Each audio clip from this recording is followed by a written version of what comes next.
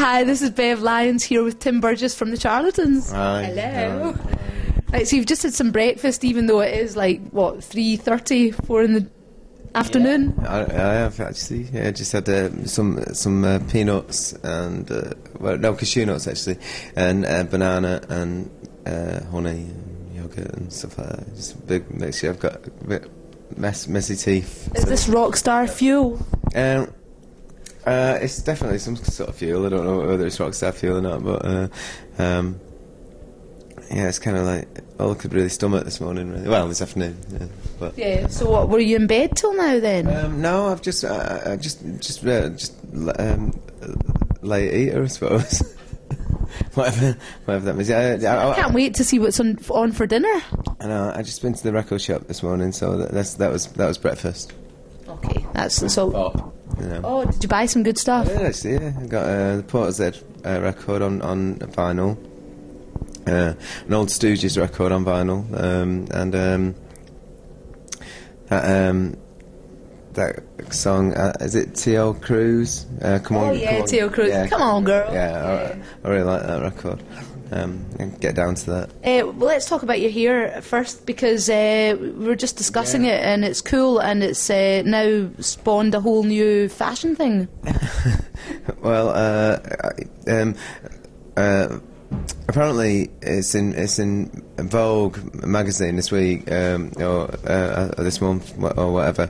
Apparently it's the haircut for the summer for boys, apparently, and they're calling it the Burgess Bowl.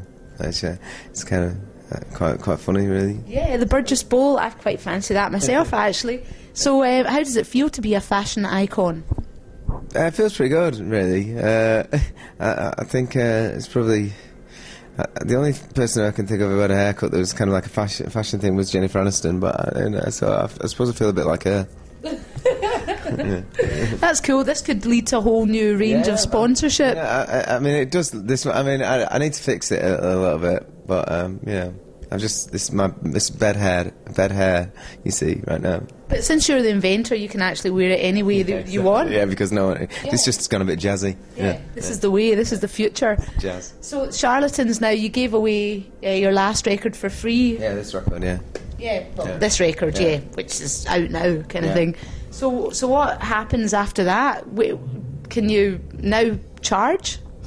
Yeah, we 2 months ago we gave it away online for free, and obviously some people wanted to have a physical copy as well, which a record label called Cooking Vinyl offered to print up some, actual physical or hard copies of it, so people can buy it now if they want. It's also still available for free.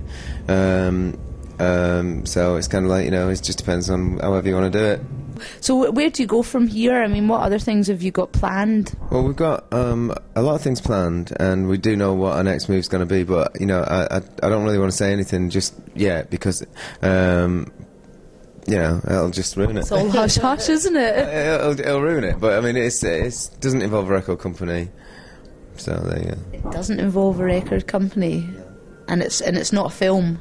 It's not a film. You have to ask these questions. Have you thought about that? What, going in the movie? Charlatans the movie? We have actually been approached for someone, a guy called Tony Kaye, who made the film American History X, wants to make a film about me and Alan McGee going free with the Charlatans record.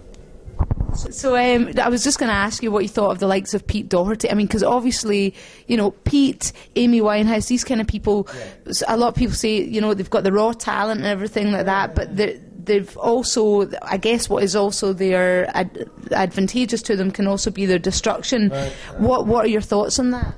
I think they're really talented, and I think Pete is an absolute genius marketing guy, and I think I don't know whether he knows it or not, but he's a genius marketer. What, because of the image that he's created and the legend around? Yeah. 500,000 hits on YouTube. You know, just him and Amy Winehouse playing about with some mice. I mean, that's genius to me. Yeah. So, what, are you going to get the mice out? I don't. Or the cat? I don't need to get the mice out. So, I mean, have you ever been in a situation where you've been asked to help these guys or to guide them a wee bit? I mean, because you've kept the head, haven't you, over the years? Or have you had moments where you've almost lost it? Oh yeah. I've had moments where I've almost lost it, and you know, I mean, you know, if Amy Winehouse needs to go and help her out, well, you know, but. It's basically you just gotta you know, it's just got. I mean, there's so many people around her. I'm sure they'll offer enough help for her.